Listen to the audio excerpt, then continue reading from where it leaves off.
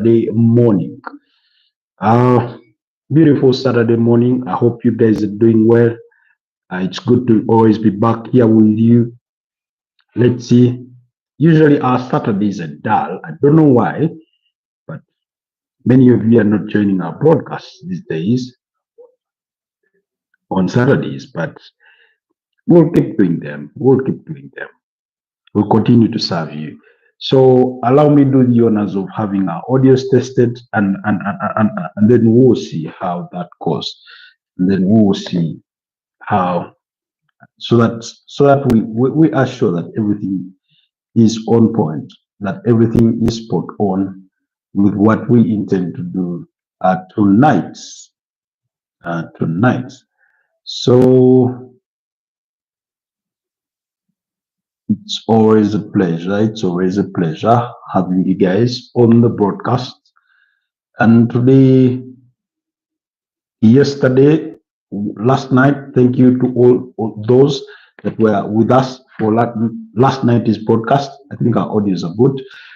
Thank you to all those that were with us on last night's broadcast as we discussed all matters UEFA Champions League, the preview for the UEFA Champions League final that will be involving Inter Milan there and Paris Saint-Germain at the Allianz Arena in Germany, Munich. That's the city there. So thank you so much for all those that did spare the time to be with us. Thank you for your feedback. Thank you for your submissions. Thank you for your contributions during these broadcasts. You help us grow. You help us, paint better pictures. You show us your own understanding of the game, which is quite impressive, I must say, really, for us. So I don't know. I feel like our camera is a bit dark today. Okay, maybe that's a little better. That's a little better. I hope it's a little better. Apologies for, just thought I should have that camera click. So today we're going to be discussing a couple of, transfer gossip here and there. Hello, Heaven. Good morning. Welcome back to the channel, my brother. It's good to have you here. Heaven. I stand to be corrected. Guys, kindly like the broadcast, but also consider subscribing to the channel if you're new here. Please let me know where you're joining us from and what country you're joining us from. It's a pleasure to have you all here on the Football Tribe UG channel. I'm from Kampala, Uganda. Thank you for asking, Heaven. That's where I'm coming to you live from. My name is Robert Kesakos.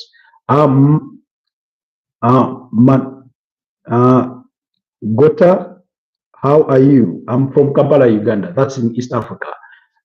If you've had, I don't know if you've heard of it. You're from Heaven is from India. Good to have you. India has been quite very kind to us on this channel. They're one of our number 1 supporters. Really, they chip in with the length and engage us in lengthy discussions. Our colleague Peter Parker, there's James, there's Abdullah Aziz, and so many others. There's Safa Ali, that one is from Turkey, and so many others, that do engage us on the channel. Gota is also from India. Good to have you. Good to have you, brother. Kindly like the broadcast. Do me the favor and like the broadcast, but also please consider subscribing to the channel, seeing that you are new here. How is India? How are you guys doing? Is everything all right? I know Indians love cricket the most, but I've come to learn that they also support other disciplines. We've had a couple of football fans from here, some Liverpool fans, some Barcelona fans, and we've had good engagement with them. And it's always beautiful to hear from them and their perspectives in regards to the game. But I know India loves cricket more than anything. That's India, Pakistan, I think, what's Bangladesh, their love for cricket, I think, goes beyond anything. Maybe you can relate it to their love for paper. Anyways, I can see this is Hamodeg. Hi, Hamodeg. How are you doing, my brother? Where are you joining us from this morning? I know it's afternoon. I know it's already afternoon in India because you guys are about 2 hours ahead of us. So it's about maybe probably 1:53 around that time. You guys are 2 hours ahead of us. Uh, Hamodek, how are you doing? How is your day? But thank you for the love and support, India. I really, really do appreciate. Uh, Had you lunch? Not yet. For us, we are 2 hours behind, so it's not yet lunchtime, but it's approaching that time. Just to be exact, it's about 11:54 a.m. This side, but I know you guys are approaching 2 p.m. that side, or probably it's already 2 p.m. So you guys are 2 hours ahead of us. So that's why these days we've been trying to adjust instead of starting our live broadcast late in the night at instead of doing them at 10:30, we brought them closer to 10 p.m. So that we would do engage with our brothers in India when it's already midnight. We engage with them for maybe 30 minutes, 1 hour, and then they can go to bed. So that's what we're trying to adjust on our timelines so that they become favorable to both worlds. Because usually 10 p.m. is not a bad time. It's that game time usually of the UEFA Champions League time and that kind of thing. So we're trying to find middle ground. Yes, and then okay, all right. So guys, what part of India do you guys come from? What part of India do you come from? I know India is a very very big country. Your population is quite large, so I'll be interested in knowing what's today morning for your side. Let me. What's today morning, Tiffany, for your side? I didn't understand the word Tiffany. What's today morning? I didn't get that word. Gota. I didn't get that word, Tiffany. Forgive my English. Sometimes I fall short, but forgive it. I'm trying to make sense of what you're trying to say in that respect. But I do know India is very very big. You guys come from Mumbai. You come from what's the other place that I know? Is it called Kashmir? And then Tiffany means what? Oh, what I had in the morning. I just had a couple of yellow bananas and some drinking water, and that's it. So that was it. But anyways, thanks for asking. I want us to special dish. Oh, special dish. I didn't have any special dish. Just no more simple breakfast. Some yellow bananas. Anyways, guys, let's get into the conversation. Tell me, what teams do you support? If you support football, what club do you support? Whether it's in India, whether it's in Bangladesh, whether it's in Pakistan, whether it's in Italian Premier League, Spanish La Liga, French League One, German Bundesliga, it doesn't matter. I do know there are some teams down there in India, there's some teams down there in Pakistan. Over the years, we've had a couple of Ugandans go to play some football in India. And then, yeah, so do let me know what teams you support, if you do support football anyway. If you do not, it's still okay. Like I said, I do understand India's passion is really largely about cricket. Back in Africa, I think South Africa is one of those countries that are really, really good with cricket. Uganda is also sort of developing in the right direction. We do have our cricket cranes as the national team that plays cricket. Previously, they've been playing in the T20, in the T20 and those sort of competitions. So we are also progressing, but I do know that India is right up there among the best countries when it comes to cricket, alongside Pakistan, Bangladesh. Is it called West Indies? Is West Indies even a country? Or it's a series? I know they normally play the West Indies series. And then the UK is good with their Ben Stokes and others. So practically understand. Anyways, let's get into the gist of today's conversation as I wait to hear back from you guys if there are any teams that you do support. But we'll begin this round on tonight. We'll be having the finals of the UEFA Champions League between PSG and Inter Milan, the final in Munich. We spoke last night at length about that. We did, I think, about 1 hour long broadcast speaking about that final giving you insights in regards to what we expect. Of course, the expectation in terms of both managers, they both want to win it. That's without a doubt. Inter Milan are playing their second final in a space of 3 years. They were in the finals in 2023. Unfortunately for them, they lost out to Man City by 1-0. That goal scored by Rodri, and then now they are back. They last won the competition in 2010 when they beat up against Bayern Munich by 2-0. Those goals scored by Diego Milito. Gota says, as speak cricket, did you watch India IPL matches? No, I did not. I do not want to lie to you. My knowledge about cricket is not really much. I just do appreciate the game the way it is, and I do appreciate the fact that some of the people that support us most here on the channel are from India, and that is the sport that they love most. So I'm not going to lie to you that I did watch those games or that I follow cricket that much. Predominantly, I do football. So, but thank you for that submission of asking. So, like I said, Inter last won it in 2010. Diego Milito scoring in the final in the 35th minute and the 70th minute as a beat up against Luis Van Gaal's Bayern Munich by 2-0 to win it. And then previously they won it when it was still called the European Cup or the European Championship Clubs Cup, something like that. But predominantly called the European Cup. So they won it in 1964 and in 1965. So that's when they won it back to back. That's Inter Milan. Of course, taking, knocking AC Milan off the realm because AC Milan had won it in 1963. And then previously in 1961 and 62, Benfica from Portugal had won it. Then when it, at its inception, of course, the idea being perceived in 1955 and subsequently started in 1956, Real Madrid went on to win it for 5 consecutive years at its inauguration. So really, that's the competition that they won. And then it changed the format into the UEFA Champions League. That was back, I think, in 1992, I think. Yes, so in 1992, it changes to the UEFA Champions League, to what we know of it today.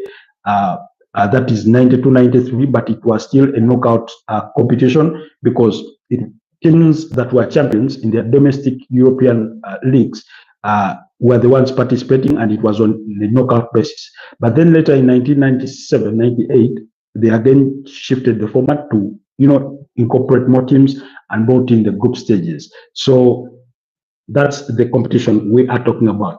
On the side of Paris Saint-Germain, they've never won it. They've only played the final, and that was in 2020 when they got beat by Bayern Munich by 1-0. That goal scored by Kingsley Coman. So today they do meet in a very highly anticipated final, one that we'll be looking forward to watch, but more importantly, we'll be looking to do a broadcast on before the game, at halftime, and possibly at full time. That's the anticipation.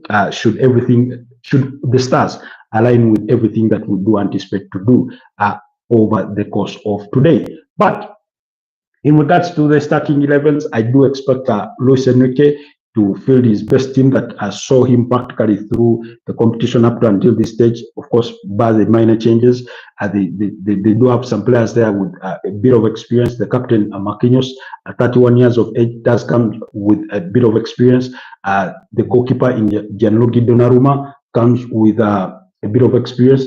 Good morning, my brother, Prince Nkosi is back with us. Good to have you. We've missed you in the last couple of day or two, but it's a pleasure having you back on the channel. Much appreciated for the love and support, really. Anyways, so you do expect that the likes of Fabian Ruiz, 29 years of age, that comes with a bit of experience. Ousmane Dembele at 28 years of age is really trying to vie for the FIFA Ballon d'Or. Of course, for some reason, the news has put Lamine Yamal up there above everybody else.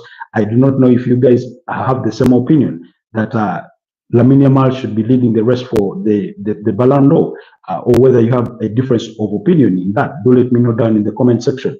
in regards to that. So you look at in all departments, they do have a player that is experienced, but of course also the experience of the manager in Luis Enrique, who won the competition back in 2015 with Barcelona when they beat up against Juventus by 3-1 in the final. Alvaro Morata scored, I think, what had been the equalizer at the time for Juventus, but Ivan Rakitic scored the first goal.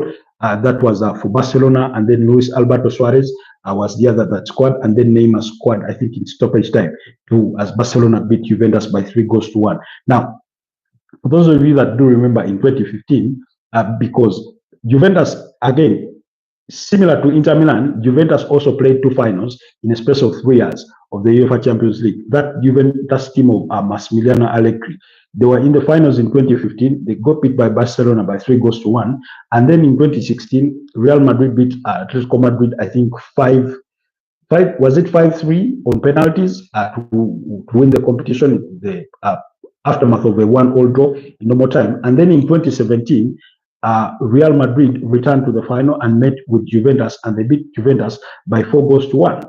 I think Cristiano Ronaldo was among the goal scorers on that day. Luka Modric, one of the assist providers in that game. So at the time when Real Madrid won the competition for 3 consecutive years, 2016, 2017, and 2018, because in 2018 they beat up against Liverpool, I think by 3-1 in the finals. That's horrendous performance from Liverpool goalkeeper Loris Karius against Gareth Bale. So that's the kind of performance that we do remember. And so because of that, with that context in mind, so you have a manager that has the experience of having been at this stage before and won it before, and yet on the other side you have a Simone Inzaghi who has not won it before, but he's been equally impressive. He's brought his team thus far, and this is their 2nd final in a space of 3 years. So could history repeat itself that an Italian team plays 2 finals of the UEFA Champions League in a space of 2 years and then they get beat on those 2 occasions? It is possible. It happened to Juventus. I think the other time that I do remember that an Italian team made it to the final in a space of 3 years was back between 2005 and 2007. That was AC Milan. You remember AC Milan in Istanbul losing to Liverpool on penalties that proceeded a 3-3 draw in normal time. And then in 2006, of course, there was a gap there, Barcelona and Arsenal losing to Barcelona. And then in 2007, Liverpool met with AC Milan once again, and this time round AC Milan beat Liverpool by 2-1. That AC Milan side of Clarence Seedorf, of course, Andrea Pirlo, that AC Milan side of His Excellency Kaka, so that's the cohort. So it wouldn't be the first time that it's not the first time that an Italian side does make it to the final twice in a space of 3 years, ever since the competition was rebranded in 1992 to the UEFA Champions League. And so it is possible. And for me personally, I do think PSG are more technically a better side as compared to this Inter Milan side. Take nothing away from the Inter Milan side. We did see what they did to Barcelona in the semi-finals. They went on to score as many as 7 goals to win the tie, 7-6 on aggregate. It was quite really impressive. So because of those performances, but also for me the age factor also does it count? In a way it does, because when you're playing against young players that can literally run their socks off, you get the feeling that if you cannot do the game management properly, then they could outrun you. And again, if it weren't for Jan Sommer in that Inter Milan goal, perhaps we could be speaking about Barcelona now versus PSG, because Jan Sommer did a tremendous job at saving that brilliant, I think about 2 brilliant shots from Lamine Yamal, another attempt from Rafinha. So really, because we're talking about an Inter Milan side that have players with the age 37, that's Francesco Acerbi, 36, that is Mkhitaryan, 35 in Matteo Darmian. So then, of course, for Lautaro Martinez and Marcus Thuram, those are only 27. Yannick Besic is one of the young players they do have in their squad at the age of 25. So their age profile is quite up there, but that means also experience. It means that because they've been here before, perhaps. And by the way, Inter Milan are not an easy team to beat, and I think he will be looking to go the Italian way. That's Simone Inzaghi, to be quite defensively solid, to try and close all the potential gaps that PSG could exploit to try and get a goal. So because over the last couple of years, we've seen underscoring finals in the UEFA Champions League. 2024, Real Madrid beating Borussia Dortmund by 2-0, so we only had 2 goals. 2023, Man City beating up against Inter by 0-0. 2022, Real Madrid beating up against Liverpool by 0-0. That goal scored by Vinicius Jr. 2021, Chelsea beating up against Man City by 0-0, goal by Kai Havertz. 2020, Bayern Munich beating PSG by 0-0. 2019, Liverpool beating up against Tottenham Hotspur by 2-0. Mo Salah and Divock Origi. Then you have to look at 2018 when there's more goals. Of course, with Real Madrid winning it, then 2017. But for the last 5 years, it's been really low-scoring finals, and not more than 2 goals in each finals. So, with that in mind, you get the feeling that Simone Inzaghi would look to set up almost the same way he did against Man City just over 2 years ago when he met them in the final. So that's for me the expectation. But overall, my prediction is that PSG could go on to win it all, perhaps by 2-1, and first maybe by 0-0 or by 2-1. But the reason as why I say 2-1 is I have that sneaky expectation feeling, or that Inter Milan could also get to score a goal in this one, given the way they did behave in the semi-finals.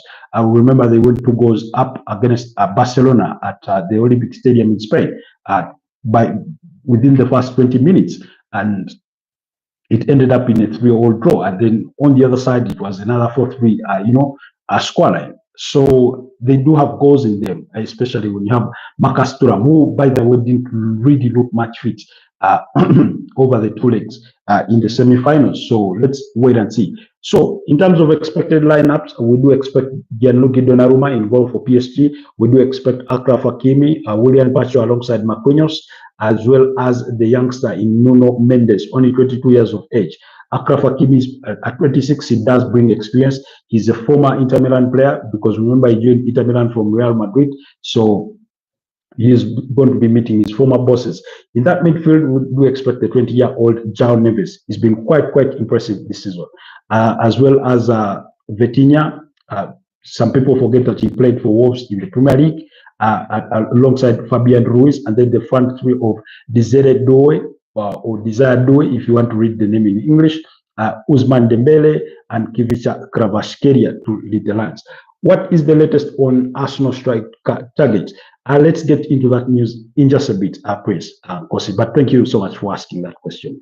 And then on the side of Inter Milan, we do expect Yann Sommer in goal, Alessandro Bastoni, Francesco Acerbi, alongside Yannick Besic, unless something changes. And then ahead of them will be a midfield of 3, and the wing backs in Federico Di Marco, Denzel Dumfries on the other side, Henrik Mkhitaryan, Nico Barrera, and Hakan Çalhanoğlu, and then Lautaro Martinez and Marcus Thuram to lead the lines. I can see Stuck of Baby 0009 says hi.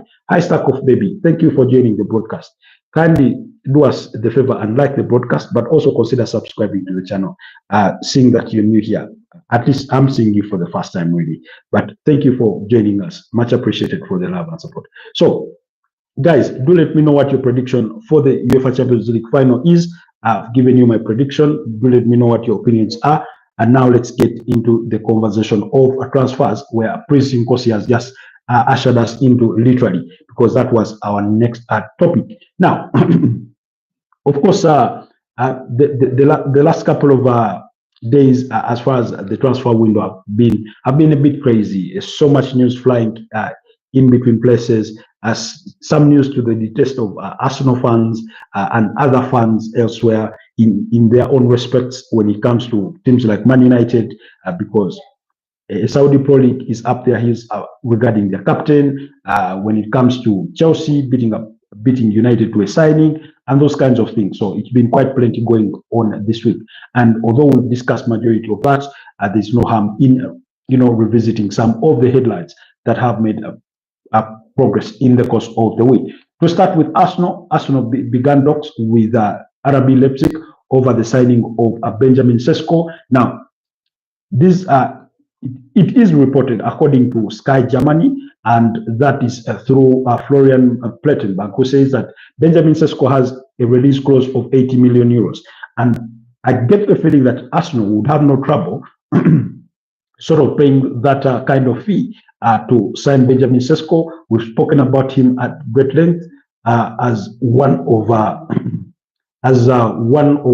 Arsenal's primary targets. Again, we spoke why he became the primary target. They did try to sign him last summer. The player chose to stay with RB Leipzig and continue his development. He went on to sign a new contract that, of course, according to reports, put a gentleman's agreement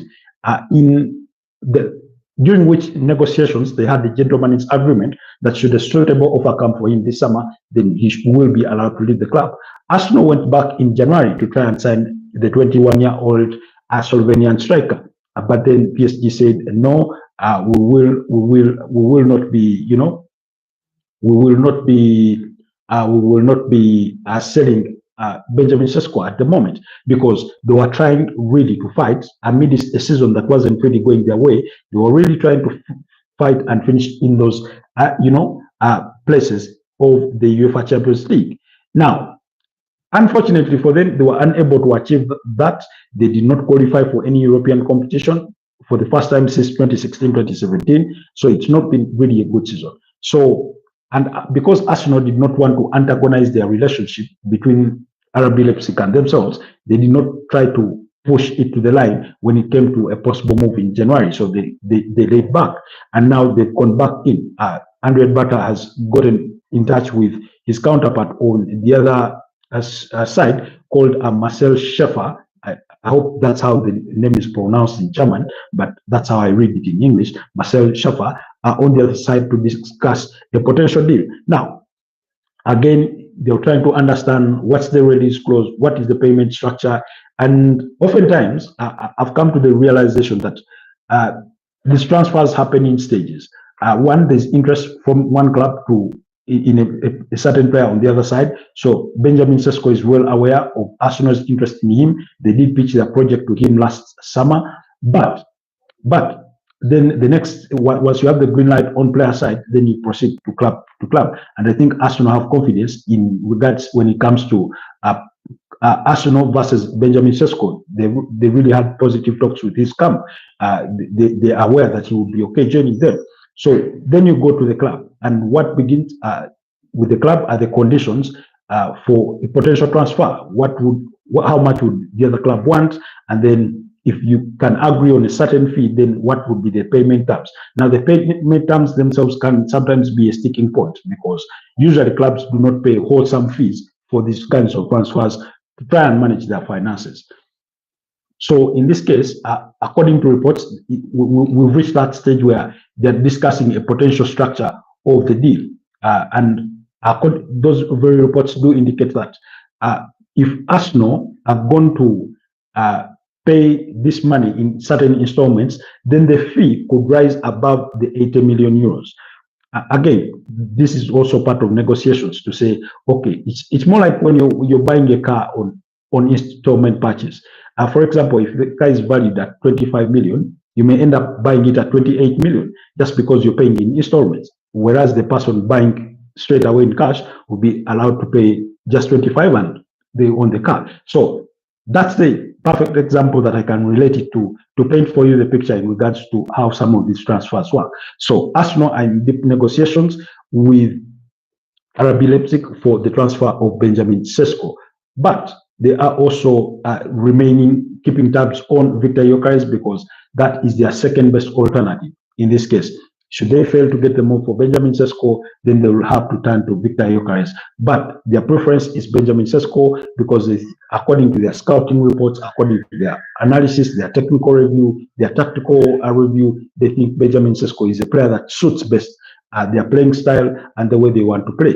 Then secondly is a young striker. Of course, when it comes to goal scoring, he's not yet grown to the ranks of Victor Gyökeres, and I think that's been part of the sticking point for majority of Arsenal fans. Are wondering why are we going for a striker that is still developing, and yet there's an already baked make in Victor Gyökeres, but that has to do with how Arsenal see this kind of player suiting their own team. So you cannot rule that out. And then of course, you also look at the future in regards to, resale value. If Benjamin Sesko comes to Arsenal and everything clicks, then his value can only increase. And then if it comes to Arsenal, and of course it doesn't work out, then when usually with the player with age still on their side, you can send them out to loan, they revamp their career, and then, have their value, not be devalued so much. So in that kind of respect, there's also that part of it to think about in a way, but that's of course not the primary consideration. But Benjamin Sesko is a priority for Arsenal, but they will keep tabs on Victor Gyökeres just to see how everything transpires. Should they fail to land Benjamin Sesko, then they can turn their attention to Victor Gyökeres. Now, again, Arsenal fans have been sort of up in arms, wondering why are we not going for Gyökeres over, why are we choosing Benjamin Sesko? Like I said, for me, I would want to trust that Mikel Arteta and his team of analysts and scouts have done their homework and they know what they're doing. That's for starters. That's the simplest way I can put it. Number two, while the transfer fee in itself for Victor Gyökeres may seem lower than that of Benjamin Sesko, there's other fees that that is attached to a deal for Victor Gyökeres. You have agent fees.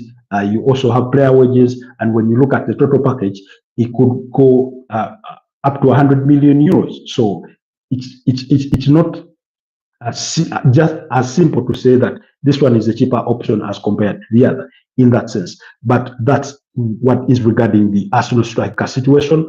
To answer your question, Prince Nkosi.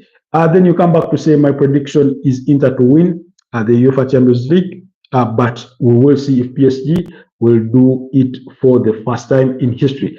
Maybe when you say for the first time in history, just to throw this into your school of thought, in your consideration, as for who you mean well for. Of course, you think Inter will go on to win it. Every time there's been a final played at the Allianz Arena or in Munich, usually a first-time winner wins it. And that has happened on about 4 occasions. In 1979, when Nottingham Forest were winning it. In 1983, when I think it was Marseille, Olympic Marseille winning it. Then in 1995, Borussia Dortmund winning it. And then in 2012, when Chelsea were winning it. So perhaps you may want to sort of think about it that way, that PSG equally have a chance as well in regards to who goes on to sort of win it. So it's something that you ought to think on and say, okay, maybe this is the situation. Maybe this is a practical. This is a thing that can really happen. So yeah, I just wanted to throw that in as a reminder. So the final in '79 was at the Allianz Arena, and Nottingham Forest were winning it for the first time. Of course, they went on to win it the following year as well. That was in 1980, and then of course Liverpool won it in '81, and then Aston Villa won it in '82. I think that was the final in Rotterdam. They beat Bayern Munich, I think, by 1-0. So, anyways, so that's part of it. You come back to say latest on Liverpool striker search.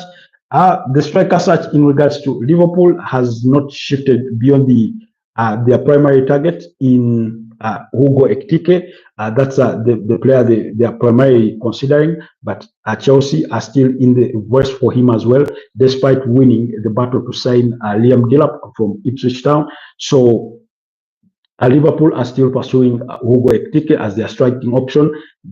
Although there have not been any approaches for Darwin Núñez, there's interest for him from the Saudi Pro League, as well as some Italian clubs that are considering signing the 25-year Uruguayan striker. So Liverpool will have to wait to sell. Ideally, that would be the ideal situation for them to first move Darwin Núñez on, and then they can go back in the market and try to go for Hugo Ekitike. That's their priority. But they also have Benjamin Sesko on their list.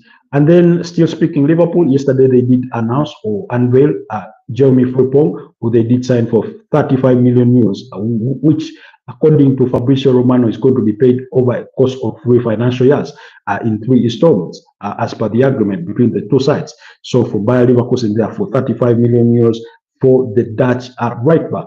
And then that means Liverpool have 4 Dutch players, in Cody Gakpo, Virgil van Dijk, as well as Ryan Gravenberch.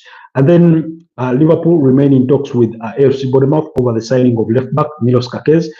Those talks are progressing, although they've gone on slowly. I think because Liverpool's primary focus at the moment is on the deal with Florian Wirtz, who they are trying to sign. Yesterday, they did make their second bid in the region of 130 million euros as a total package that is in guaranteed fees as well as add-ons to try and sign Florian Wirtz. Now, in the latest couple of days, there's been rumors linking Florian Wirtz that Real Madrid could come in for him. We all know that Real Madrid would be interested in such a player, really. But I think largely the link emanates from understanding that Xabi Alonso, who is now the head coach at Real Madrid, was his former boss at Bayer Leverkusen. So, but in terms of having any connection beyond that, I've not seen any major, any concrete reports to that respect, but it's something that has been mentioned. So, in that regard, Liverpool do remain. They want to pay up to about 109 million pounds as guaranteed fees, and then the rest can be in add-ons. So the two parties are still engaged in negotiations over the final fee and then the payment terms. Like I've explained, payment terms are equally crucial in these kinds of signings. So that's the news regarding Liverpool. Then still about Liverpool, Al Nassr are interested in signing Liverpool winger Luis Diaz. That's the 28-year Colombian international who has also attracted interest from Barcelona. So Al Nassr are really interested in signing Luis Diaz, but again, we wait to see. They are still trying. Al Nassr are still trying to have Cristiano Ronaldo sign a 2-year contract extension. We are waiting for news on that regard or on that front, and we see how that goes down as well. Bayern Munich do have Liverpool forward Cody Gakpo on their shortlist for potential replacements for Kingsley Coman and Leroy Sané should they fail to come to a final agreement with Leroy Sané over a new contract. But he's not the only one on that list. There's Rafael Leao, that's the 25-year Portuguese international, as well as Kaoru Mitoma of Brighton. So again, we'll keep tabs on those developments and be letting you know. Then Kaumain Kelleher, that's the Liverpool number 2 goalkeeper, has attracted interest from Brentford, but according to the Times or the Athletic, Liverpool value Kelleher at about 20 million pounds for the 26-year-old Ireland goalkeeper. So now here's the thing. Bayer Leverkusen have approached Brentford to try and sign their goalkeeper, number 1 goalkeeper in Mark Flecken, 31 years of age, I think, Mark Flecken. So, and it's believed that he could cost them about 13 to 15 million euros. And now Brentford want to first get the green light from Liverpool on a potential deal before they can, I think, also finalize the other deal of Mark Flecken going to Bayer Leverkusen. So that is also the news regarding Liverpool. Then they say they value, according to reports, they value Jarell Quash at 50 million pounds for those that want him. Harvey Elliott has attracted interest from the likes of Nottingham Forest and Leeds. So again, keep your eyes peeled on that story, on those stories as well, in as far as Liverpool are concerned. Prince, you come back to say, but it is not their first time. PSG makes it to the Champions League final. Bayern beat them in the finals before. Yes, yes, they beat them in 2020 by 1-0. But I feel bad for Mbappe. Exactly when he leaves PSG, they have a chance to winning it. Now, back to that point, I'm not saying that a first-time final player winning it when they play at the Allianz Arena. No, I'm saying a team that has never won the competition before. They may have played a final before. I'll give you the example of Chelsea.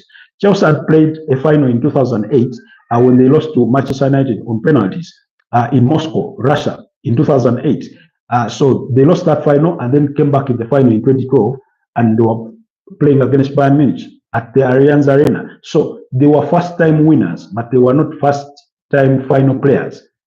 You get? That's what I'm trying to say. So that's the little bit of context to it that I wanted to clarify on. And then moving on to Chelsea, we know Chelsea have beaten Man United, Everton, Newcastle to the signing of Liam Delap. All those clubs who are interested in signing Liam Delap from Ipswich Town, whose release clause is £30 million only. Now, the situation with Liam Delap was that Man United were overly confident that they could get the deal, that they were leading the race for Liam Delap, and indeed they were leading the race. Now, guess what point everything shifted? Everything started to shift last week when Man United lost that final of the UEFA Europa League to Tottenham Hotspur, which meant that Man United will not have Champions League football this season. And we all know how players love to play in the UEFA Champions League. For many players, it's really, really a sticking point and it's priority. For some players, you know, they can be willing to forego on that. We've seen the situation with Matthias Cunha, with his pending move to Manchester United. For him, the dream is to play for Man United, period. Whether they're in the Champions League or not, that's a story for another day. But for Liam Delap, UEFA Champions League football is quite a story for him. So while United were confident that they were leading the race, they were ahead of everybody else because of the work that they had done. Chelsea swooped in and won the battle. One, they do not have just a promise, but they can guarantee UEFA Champions League football next season. Two, the influence of Enzo Maresca. Remember, Liam Delap was part of the Manchester City academy, so Enzo Maresca was under Pep Guardiola's coaching staff, so he knew a thing or two about Liam Delap and his development through the ranks at Man City. So that gave Chelsea an upper hand in the negotiations, because it is reported that Enzo Maresca spoke to the player directly over this deal. So with that in mind, it was you sort of that's where Chelsea got the advantage. And also the other thing in this deal was that Manchester City had a buyback clause, but they did not exercise that clause. But they will get a 30% fee of the sale of Liam Delap to Chelsea from Ipswich Town. So that was the situation. But just because they get Liam Delap does not mean that Chelsea won't be in the market for another striker. They are also trying to sign Emmanuel Emega from Strasbourg. Remember, they do have a good relationship with Strasbourg because they have two of their players to Strasbourg on loan. That is Andre Santos and the goalkeeper Petrovic, for those of you that do remember him in a Chelsea shirt. So that sort of gives them the upper hand. However, Strasbourg do not want to let go of Emmanuel Emega this summer because they qualify to play in the UEFA Conference League next season. So they really need him, and Chelsea are willing to sign him and then leave him there on a season-long loan and have him join Chelsea later, that is in 2026. The summer, kind of similar to the deal that they did have with Sporting Lisbon when they signed Giovanni Quenda, the 17-year-old winger, who they signed for about £44.2 million and left him there on loan for the rest of the season and for next season, and then he will join after that. Chelsea are signing so many players. They've signed so many players. They have so many players out there. Then they also signed another player from Las Palmas, the holding midfielder that they did sign. I'm trying. Dario Esugo. They paid about £18.4 million for Dario Esugo to be joining Chelsea at the end of the season from Las Palmas. He's a holding midfielder. Now, that means Chelsea are going to have Romeo Lavia, Dario Esugo, Moises Caicedo. All those are holding midfielders. Three good players are going into next season. So that's a thing as well. So Chelsea remain in the market for a winger. They have started negotiations with Jadon Sancho for him to slash his wages to see if they can retain him. Remember, they have an obligation to buy him from Manchester United for £25 million, having had him for a season-long loan. Should they fail to agree to terms with the player, cutting down his salary, and because he earns north of about £200,000 per week. Should they be able to find an agreement, they'll have to send him back to Manchester United, and that means they would need to pay Manchester United £5 million in compensation for not exercising their obligation to buy. So again, keep your eyes peeled on that story as well. But Chelsea do remain in the market. They are looking for a central defender. They have their sights on Mark Cahill. They have their sights on Gerard Braithwaite from that's Everton, McGee, the Crystal Palace captain. And yet Tottenham Hotspurs are also in the rush to sign McGee as well as Newcastle. And then Atletico Madrid want to invade Tottenham Hotspurs and sign the defender in Christian Romero. So keep your eyes peeled to that story as well. Tottenham Hotspurs want to sign Real Betis midfielder John Cardoso, but it looks like Atletico Madrid are beating them to the punch, because they were also interested in signing the same player, and it is reported that he has already agreed to personal terms with Atletico Madrid, pending an agreement between Real Betis and Atletico Madrid over transfer fees, a transfer fee. So let's wait on that story.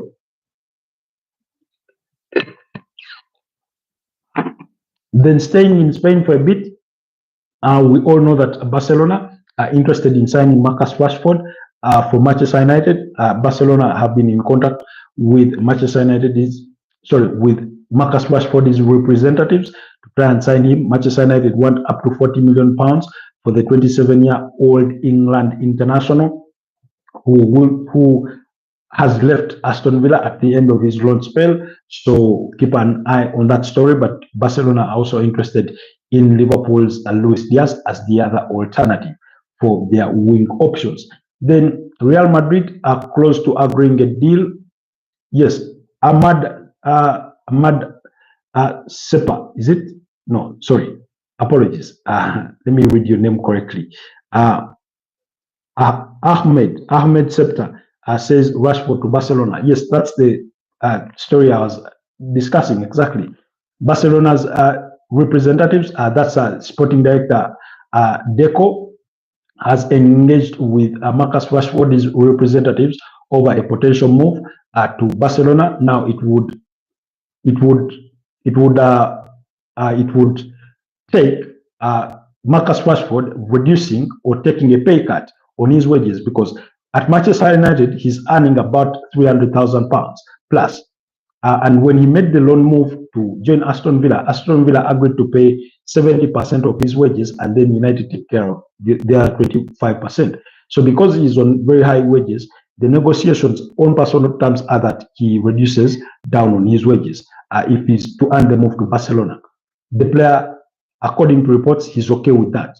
But then Man United themselves want to get at least £40 million from the sale of Marcus Rashford. We all know United are willing to sell. The player is willing to make the move. So let's wait on the developments from that respect.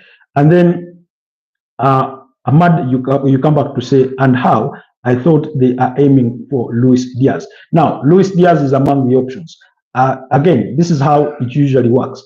When a club identifies that that there is a position that they want to fill, in terms of signings, usually they have multiple options because they equally anticipate that what if we fail with our plan A or priority number one? What's the alternative? What's the third alternative? So they always look through those options.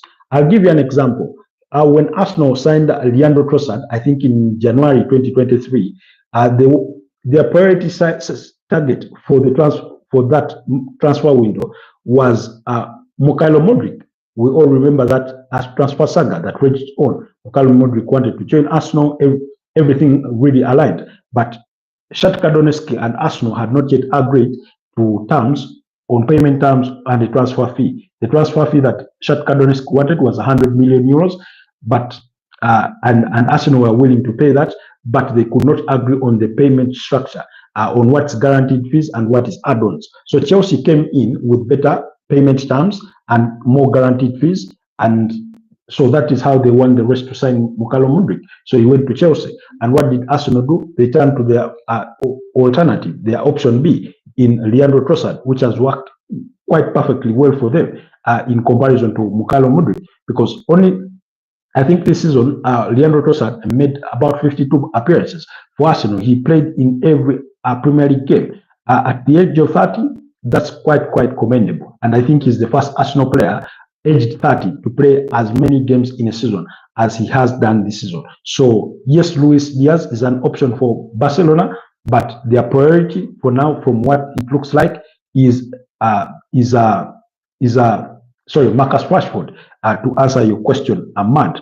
And then you come back to say Rashford is completely not fit to Barcelona playing style. I think Luis Diaz is.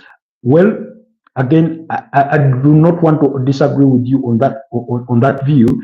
I do not want to disagree with you on that view because when you look at the playing style, but also it depends on how Barcelona want to deploy him, because we all know he can play as the false nine, or the number 10 role, then the false nine, then he can play off the wing. So it depends on how Hansi Flick looks at his squad and how he wants to deploy him versus Luis Diaz.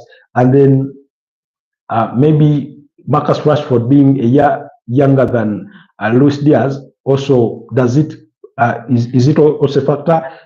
Potential resale value and that kind of thing. Those are some of the other things they equally look at. But I would trust that Barcelona's scouting team have equally done their job to say this is the priority, this is the second best alternative with that respect. But ideally, when it comes to dribbling skills, when it comes to a finishing touch, this season, Luis Diaz, I think, has been the better player. I think he scored 13 goals. Luis Diaz probably scored 13 goals and provided 7 assists, if I'm not mistaken, in as far as his goal contribution at Liverpool has been this season. So really, I do not want to disagree with you that perhaps from what we've seen him play, yes, he scored 13 goals and provided 5 assists. And that's an overall contribution of 18 goals in 38 games. When you compare to Marcus Rashford's numbers this season, of course, Luis Diaz has had it the better. But what I do not want to discount is perhaps what Barcelona envisioned for both players, and who they think can give them more. When you look back in Erik ten Hag's first season, that was 2023, 2024. No, sorry, 2022, 2023. That was his first season in which they win the Carabao Cup. Marcus Rashford was Manchester United's best player. He scored about 30 goals across all competitions. So he does have that eye for goal. So, and then of course the subsequent season wasn't really good. At the time they had extended his contract, and then this season equally wasn't that good. The manager kept giving him, games to play, but he didn't rise back to the occasion, and that's how they ended up sending him on loan to Aston Villa when Ruben Amorim had come in. And at Aston Villa, he looked like a new player. He was, making the contributions. He was scoring the goals. So maybe there's that as well to think about. Then you come back to say, as Chelsea fans, Mikhailo Modric signing is a total disaster. Well, that is what it has proved out to be. But Mukal Mudrik as a player, I do not think he's a bad player. I think there's a very good player in there. But you also ought to remember that he sort of struggled because he joins a club that was in the midst of so many managerial changes. I think he joins when Graham Potter is in charge. Graham Potter is sacked. Frank Lampard comes as an interim. Mauricio Pochettino comes in. At the end of the day, at end of the season, they part ways with him, and then you have Enzo Maresca coming, who is willing to give him a chance because the club bought him quite expensively. But then, by the way, he was playing and sort of playing well or averagely well, not by his own by measure of his own standards. If you're benchmarking it against the player we saw at Shakhtar Donetsk, but in the UEFA Conference League, he was one of those trusted members alongside the likes of João Felix, who, by the way, some Chelsea fans forget that João Felix is a Chelsea player who they signed to a 7-year contract, and 6 months in was already being sent out on loan to AC Milan, where beyond scoring in his debut game, he's been left out on the sidelines, and it's not really worked out. So he will be returning to Chelsea. Like I said, Chelsea have signed so many players over the last 3 years. They have so many players, those that they need and those they do not need. At the start of the season, Chelsea had as many as 7 goalkeepers. That's how Kepa Arrizabalaga ended up on loan at Bournemouth, Petrovic at Strasbourg. Then they signed, I think, an 18-year-old goalkeeper at the time. I forget his name. So really, in regards to Chelsea, yes, it could pass for a disaster. And then while he was playing fairly well in the UEFA Conference League, then came the breach of anti-doping, rules, and he's under investigation on that matter. So he's on provisional suspension. So because he's on provisional suspension, he's been out for quite a long time. So, and he's not been able to contribute. Enzo Maresca spoke to about him being surprised that he made it to Poland before the rest of the squad when they were going to play in the finals of the UEFA Conference League, which we all know by now that Chelsea did win, beating Real Betis by 4-1. Cole Palmer winning man of the match, and Isiko was voted as a player of the tournament. So really quite. I do agree with you, Ahmad, that Mukal Mudrik has not proved out to be the signing that they had hoped for. Perhaps which really forced Chelsea to go back in the market and get Jordan Sancho on loan and sign Pedro Neto, because it looked like Mukal Mudrik wasn't, clicking in. Ahmad Speta says, "Are you from Uganda, sir?" Yes, I'm from Kampala, Uganda. That's where I am from. And then Abdallah says, "What's the score now, sir?" The score for what? Azak Abdallah, kindly clarify what score are you asking about? If you're asking about my prediction for the UEFA Champions League final, my prediction is a 2-1 win for PSG. It's okay if you disagree with that. Just do let me know what your personal prediction is in the comment section, or who you think will win at the UEFA Champions League tonight. That game kicking off at 10 p.m. East African time. So then Ahmad, you come back, you say, so they are going to put Rashford as a number 9. It could be that they look at him as a substitute for Robert Lewandowski. Remember, Barcelona do not have so many strikers. Lewandowski is the target man, and then when he's called out, it is Ferran Torres that usually plays in there, and then if he's absent, they sort of trick it with Fermin Lopez and that kind of thing. So it could be that they are looking at him in that sense, that he could play as their false 9. So it could be that that's the vision that they have for the player. So let's wait and see how everything develops around Marcus Rashford. But thank you for all your questions and submissions, really. Thank you, President Kosi. Thank you, Ahmad, for those submissions. Thank you, Gota. So anyways, to proceed with the conversation, let's continue with the topic on transfers. You can keep your questions coming. We can discuss them, or your submissions. You can keep them coming, and we will engage on them. So just run you through the transfer news and gossip. We've spoken about this one at length. Arsenal having begun talks with RB Leipzig for 21-year-old striker. That's Benjamin Sesko. Then Manchester United. Now, when Manchester United lost out on Liam Delap to Chelsea, they've come in the conversation of signing Benjamin Sesko. They're in the mix there. So, and again, it's Manchester United. Yes, they may be a sleeping giant at the moment, but do not rule them out on anything, because anything can really happen with this Manchester United side. So then Manchester United are still open to offers for England's Kobe Mainoo with the 20-year-old,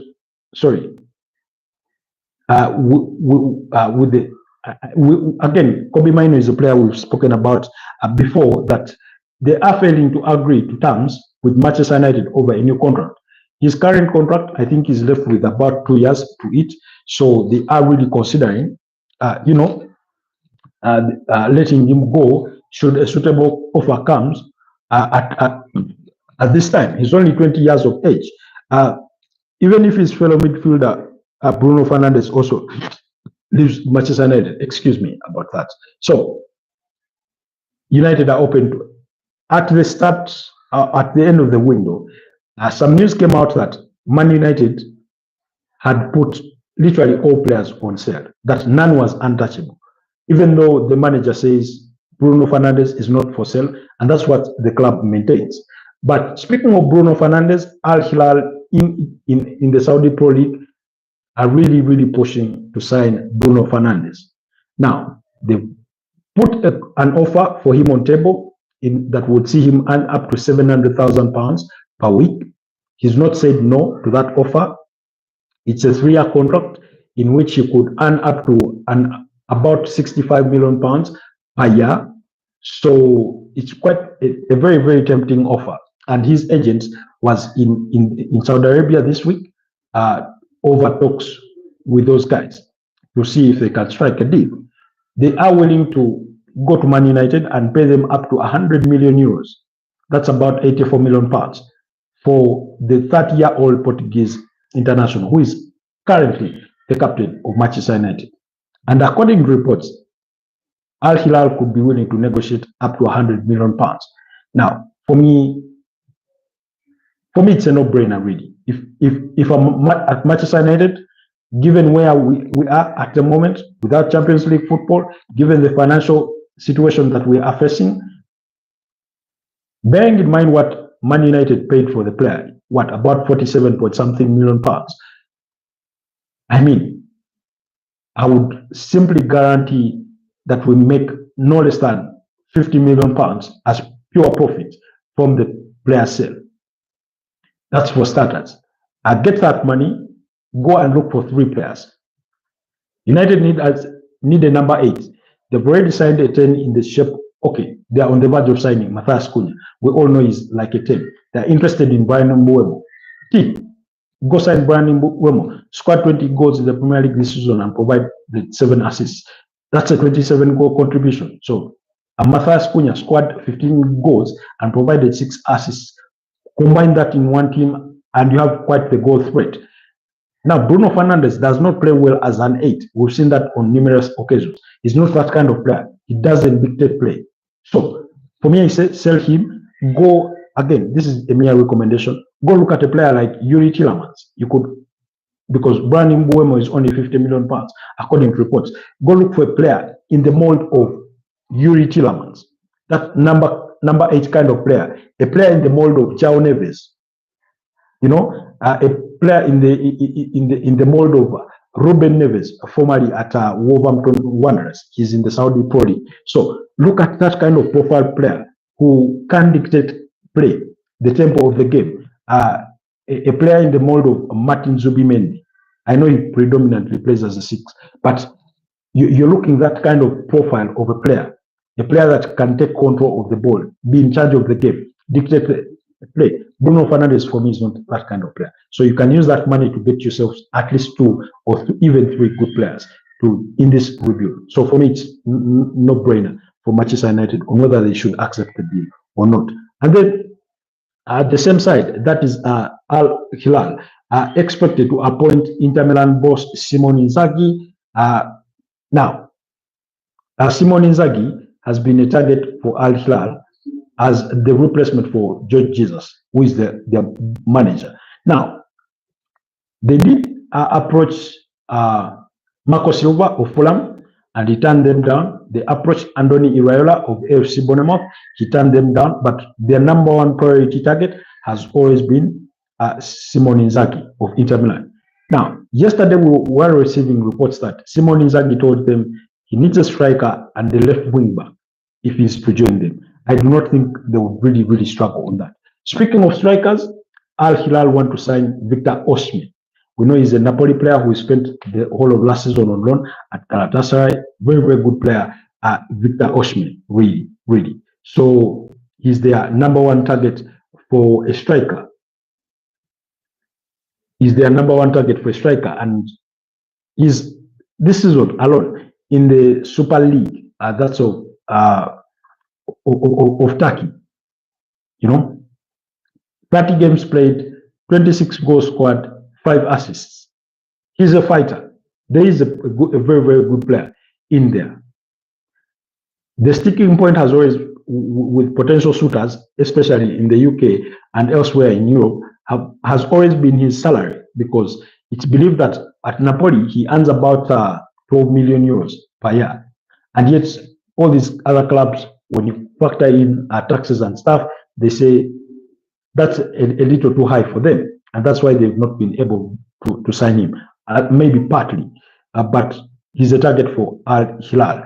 Then moving on, it says Al Hilal have held talks about signing 40-year-old Portuguese forward Cristiano Ronaldo, who could be a free agent next month if he does not sign a new deal with Al Nassr. Now, remember, Cristiano Ronaldo's contract ends in June. There are reports that he wants to play in the FIFA Club World Cup, and Al Nassr are going to be part of the FIFA World Cup. So, because FIFA would love to see Cristiano Ronaldo there, there are reports that he could go to Al Hilal on a short-term contract and play at the FIFA Club World Cup. Let's wait and see if that is possible. But also Al Nassr want to extend his contract for the next 2 years. So that is also there. Then let's wait and see how that equally transpires. Chelsea will ask striker Liam Delap to put the club World Cup ahead of playing for England at the Euro Under-21 Championship, with the 22-year-old set to complete his move from Ipswich Town. That's according to the Telegraph. And then Al Hilal are in talks with AC Milan over a deal to sign 27-year-old left back Theo Hernandez, who is a leading summer target for the Saudi Pro League. Theo Hernandez, yes. Now, I was telling you about Simone Inzaghi told them that he wants a left back, or a left wing back, and they're looking at Theo Hernandez. He had been previously linked with a potential move to Real Madrid in recent times, but Real Madrid have opted for Alvaro Carreras from Benfica. There, the Spanish international. Then officials from Real Betis will meet with their counterparts from Manchester United next week to discuss the future of 26-year-old Brazilian winger Antony, with the Red Devils unlikely to let him leave on loan again. Now, again, Manchester United want a permanent transfer for Antony. They want a permanent transfer for Antony, but whether they can really get the money that United want, Antony Matheus de Santos, that's his name, full name. So whether they can strike a deal with Manchester United remains to be seen, because I'm not sure Real Betis have the resources to pay more north of 40 million euros for Antony. 17 games, 5 goals and 2 assists. That's in the Spanish La Liga alone. But overall, he scored 9 goals across all competitions for the short stint he's been with them. And I saw an interview that he had, and he spoke about how sad he was at Manchester United. I think he felt out of place when everything is not clicking for you. You have all these news stories coming out and sort of critiquing you and that kind of thing. I think he sort of struggled. He sort of struggled really during his time at Manchester United, ever since joining them from Ajax. under Erik ten Hag. Meanwhile, speaking of Erik ten Hag, he's now the new head coach at Bayer Leverkusen on a 2-year contract. So that deal has already gone through. And then, so let's conclude anyway on the transfer speculation, and then we will get in the conversation of managers. So Chelsea want Liam Delap to be part of their FIFA World Cup. Remember, Chelsea and Man City are the ones representing the Premier League at the FIFA World Cup. Now, sorry, the FIFA Club World Cup. Apologies, FIFA Club World Cup. There's been a sticking point in regards to how participants were chosen and this criteria. I mean, how you end up with somebody was questioning, how do you end up with a club like Salzburg in the competition, but you do not have a club like Liverpool in the competition? Because yes, Salzburg is in the competition, but you do not have Barcelona, you do not have Liverpool. Now, again, it's sort of difficult to understand in a way, but I think the competition in itself would have done better off with having, Barcelona, with having Liverpool there, But anyways, there's that sort of power ranking and competitions that they used that wasn't as direct as we would have loved it to be, and that's how you have clubs like Salzburg in there. Anyways, then French forward Christopher Nkunku will leave Chelsea this summer. That has been widely reported about, while Tottenham have made an inquiry over the 27-year-old's availability. Now, the problem with this potential deal is because Chelsea want a lot of money. Chelsea want a lot of money out of a potential deal for Christopher Nkunku, possibly what they paid for him, or even make a profit, which I think will be quite difficult for anybody that wants to sign him. Bayern Munich were interested in January. I do not know whether they will be coming back this summer to try and sign Christopher Nkunku. Tottenham Hotspurs have looked at him, but let's wait and see. Otherwise, his move as well. I do not know if Ahmad is still with us, but his move to Chelsea, Christopher Nkunku, has equally not worked out for both parties. Really, it hasn't really worked out. Then AC Milan will not make Kyle Walker's loan move from Man City permanent, but the England right back, age 35, has no future in Pep Guardiola's side. That has been widely reported on. He will be looking for a new club, and because he's not going to be part of Man City's squad that goes to the FIFA Club World Cup as well. Then German winger Leroy Sané has been offered improved terms to remain with Bayern Munich. That is according to Sky German, while Manchester United and Aston Villa are interested in Lille's 23-year-old French goalkeeper, Lucas Chevalier. So that's in as far as the gossip is concerned.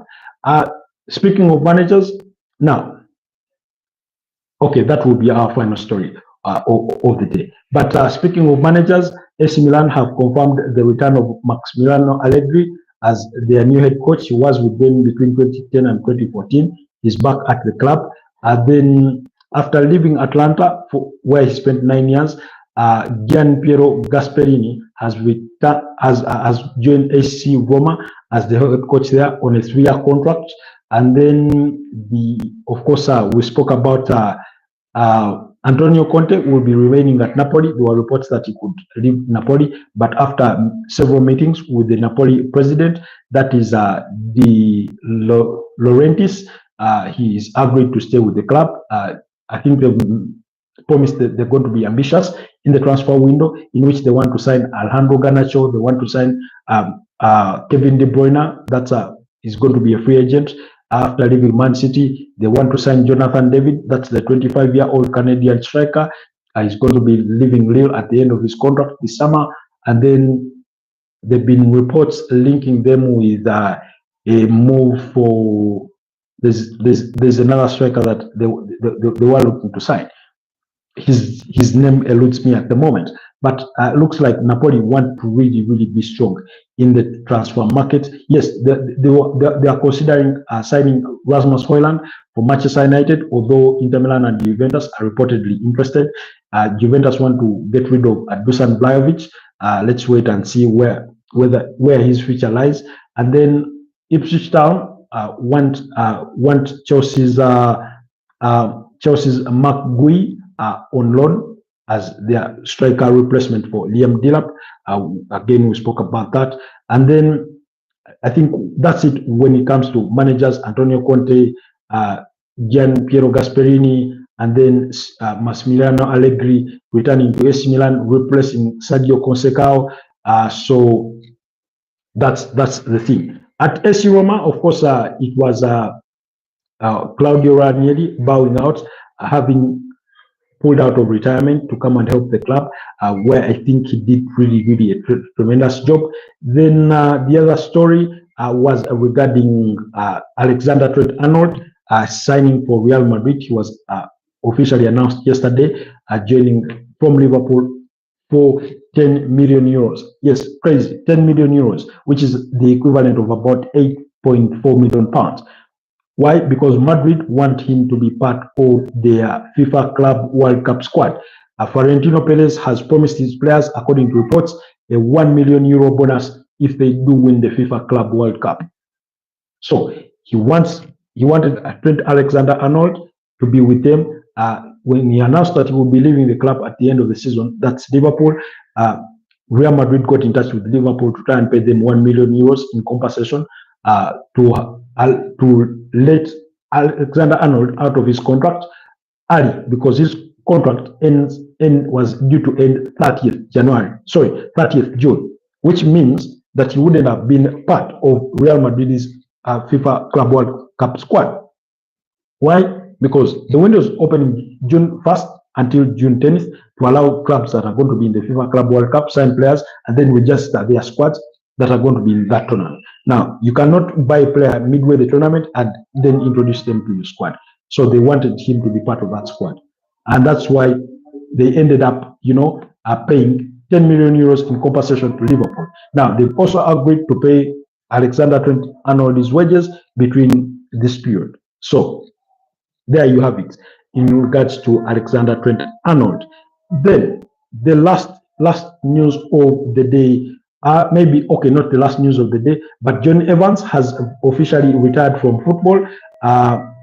He's retired from professional football, walking away with one of the most decorated players really in English football, having won the Community Shield 4 times, 3 Premier League titles at Manchester United, of course, and then having won 2 FA Cup, Football League Cups, 1 UEFA Champions League trophy, 1 FIFA Club World Cup, and 1 FA Cup.